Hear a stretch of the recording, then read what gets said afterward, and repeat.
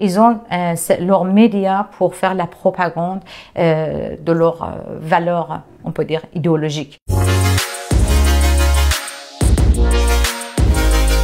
C'est une véritable guerre de désinformation et de la propagande qui est menée par le quartier général du Guide suprême en Iran.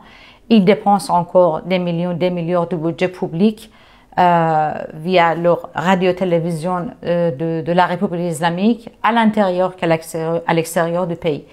Par exemple, ils ont plus de peut-être 200 des radios ou plus de des dizaines de télévisions, des centaines de websites, des journaux en papier en plusieurs langues, en français, en anglais, en arabe, dans toutes les langues.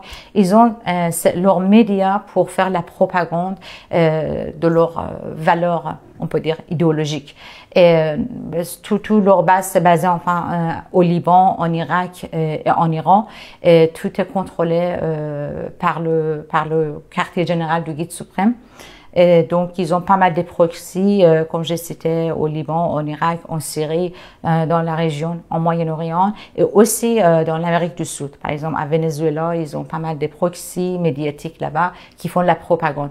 En plus, ils font alliance avec des autres théocrates de la région, notamment la Russie et la Chine, pour utiliser les technologies comme les intelligences artificielles, les caméras, etc., pour surveiller les citoyens, pour contrôler les informations, pour faire taire les militants et tout ce qui se passe à l'intérieur du pays.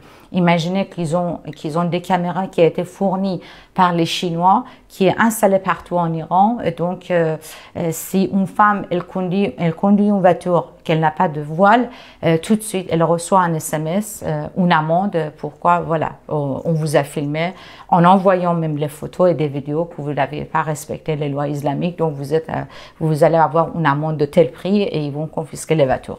Donc tous les jours on est face à ce genre de propagande et la répression via des technologies qui sont fournies par les Chinois et les Russes aux Iraniens en Iran.